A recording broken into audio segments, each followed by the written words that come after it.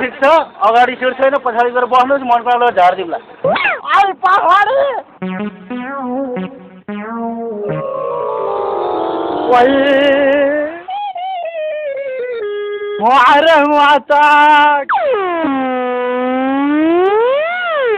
अनि तिम्रो बच्चा धेरै नै बिरामी हो हजुर धेरै नै बिरामी रातभरि सोधेको छैन ओहो गरिबका छोरछोरी नसुतेर आफूलाई पिर पार्छ लाउ यो 200 रुपियाँ दाम तिमीलाई चन्दै भयो लगेर बच्चाको उपचार राम्रोसँग गर जय होस् होइन गए होस् अरू गरिबलाई पनि पठाइदिनु कोही बिरामी बच्चा छन् भने जति भने लागेन होइन तिमीलाई सित्तेमा आएको पैसा अरू बाँड्नलाई अरू करोडौँ पैसा घरमा बाँकी छ त किन पिर गरे कि गरिब मान्छेदेखि मन थाम्न सकिन 200 रुपियाँ दाम दिएर पठाइदिए हामी हिजो गरिब हुँदाको दिन सम्झ त गरिब हुँदाको दिन तिमी चाहिँ सम्झ कसैले फुटिया कौडी दिएको थियो हामीलाई घरमा पैसा छ भन्ने थाहा पाएपछि चोर लाग्छ मान्छे पैसा माग्न आउँछन् बरु यसो 200-400 रुपियाँ गरिबहरूलाई बाँडे जस्तो गरिदियो भनेदेखि त्यसले त भएको जति पैसा सबै बाँडेर सिद्धायो भनेर भन्छन् नि त नि नभनिकन तिमीहरूको गिरीमा पाउँदैन ए माग्ने भाइ हजुर माथि कार्यक्रममा जानु छ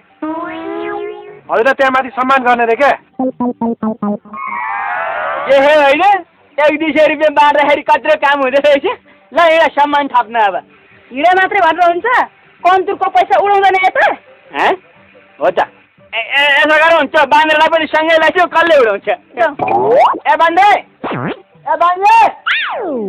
मेरो आफ्नो सानो हजुर साउ महाजन होइन यो बाँदर जस्तो कहाँ रुखमा चढेको आइज माथि भयो सम्मान कार्यक्रम छ अरे के तिमीहरू जाऊ न म केलाई जानु तँलाई त सम्मान गर्नु लागेका गाउँका तै जस्ता बलड्याङ्ग्रे जम्मा पारेर महाबलड्याङ्ग्रे छानेर सम्मान गर्ने रे क्या बलड्याङ्ग्रे होइन हौ घैँटीहरूलाई सम्मान गर्न ला होला नि म त जान्न हिँड तँलाई एउटा ज्याकेट किन्ने लागे पोहोरदेखि ज्याकेट किन्ने भने नि तैँले यो गर्मीमा किन चाहियो ज्याकेट तिमी नै लाऊ पछि जाडो आएपछि म सिमराली काकाले दिन्छु भनेको छ नि त्यतिकै लाउँछु नजान त भरे भात जित्न मर्ला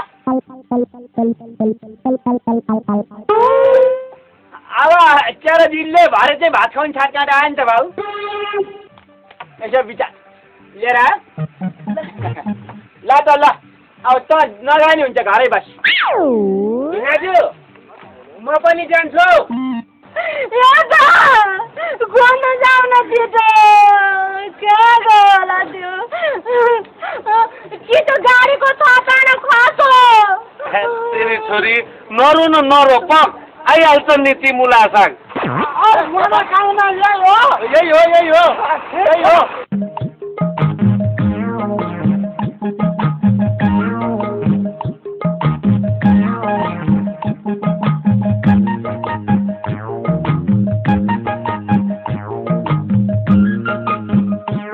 आएकी आएनन् त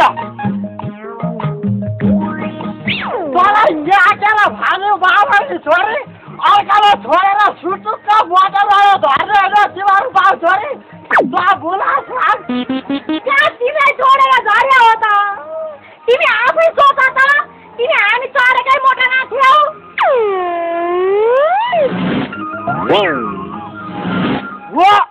म त बिचैमा अर्को मोटरको कौसीमा पो हामफाली राख्यो त अनि अर्कालाई बित्थामा टिङसन दिएर ल फुर्कै हिँड अहिले 12 बजे पछाडिदेखि केबल कार बन्द हुन्छ अरे मनोकामनाको दर्शन गर्न भनेर बिहानदेखि केही छैन मैले त खाइदियो त्यो ट्रकको ड्राइभरले मासु भात खाम भनेर भन्यो मैले त गएको मासु भात बनाइदिएँ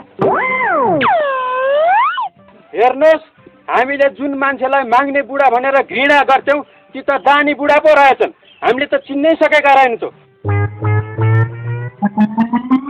अब म ती व्यक्तिलाई आसन ग्रहणको लागि अनुरोध गर्न चाहन्छु ए मुया त्यो पैसाको चाहिँ राम्रो जतन गर है फेरि मान्छेले उछिट्याइदिएला नि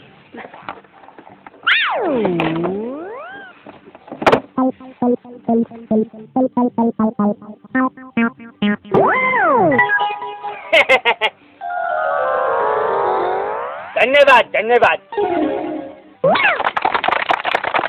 श्रीमानको सफलताको पछाडि श्रीमतीको ठुलो हात हुन्छ, हेर्नुहोस्। त्यो त भइहाल्छ नि। श्रीमतीले मजाले भात तरकारी पकाएर नखाएको भए यस्तो सम्मान कार्यक्रममा आउँदाखेरि भोकै हुँदैन थिएँ म।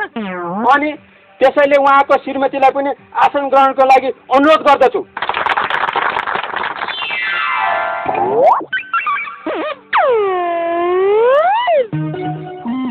ए पर्दैन भाइ पर्दैन, तिमीलाई त्यति सन्चो पनि छैन, तिमीलाई त्यहीँ बस्दियो। मलाई कुर्सीमा बस्न नि आउँदैन। ठिक छ। ल हेर्नुहोस् त, यी महिलाको महानता। मान्छेहरू भने कुर्सीको लागि कत्रो लडाइँ गर्छन्, यिनी भने कुर्सीमा बस्न आउँदैन भनेर भुइँमै बस्न चाहन्छन्। कृपया यहाँ आएर बस्नुहोस्।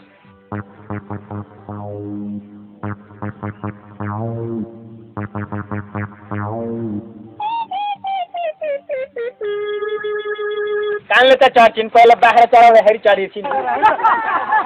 अब म उहाँलाई माग्ने बुढोबाट दानवीर बुढो बन्ने विचार कसरी आयो भन्ने कुरो 2 शब्द राखिदिनु हुन अनुरोध गर्न चाहन्छु।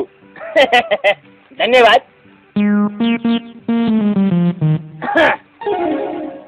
मान्छे नाङ्गै जन्मिन्छ र मरेर जाँदा पनि नाङ्गै जान्छ। यो कुरो त तपाईँहरूलाई पनि थाहा छँदैछ।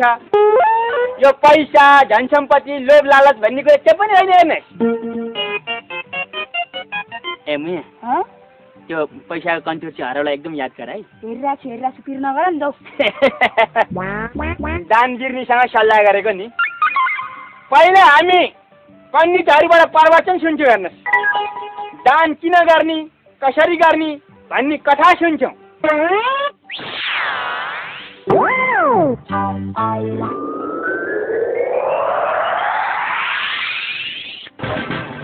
कथा सुन्छौँ।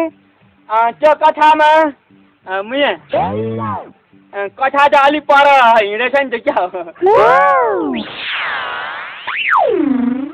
कथा सुन्थ्यो है। त्यो कथामा चाहिँ के भन्दाखेरि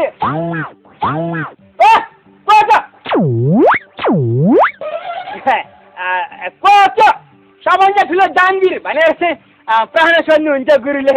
अनि मैले चाहिँ फाटासँगले उत्तर दिन्छु कि दानवीर भनेको त कर्ण हो गुरु भनेर भन्दाखेरि चाहिँ एकदम धन्यवाद, शाबास, यस्तो विद्वान हुनुपर्छ भनेर भन्नुहुन्छ। हो त्यहाँदेखिबाट यो दान गर्नुपर्ने छ, लोभ गर्न नहुँदैछ भन्ने ज्ञान आएन। ज्ञान आयो, पैसा आएन, गरिब थिएँ त्यतिखेर। अहिले अब हल्का पैसा आइरहेछ, त्यो पनि बोकेर दौड्यो।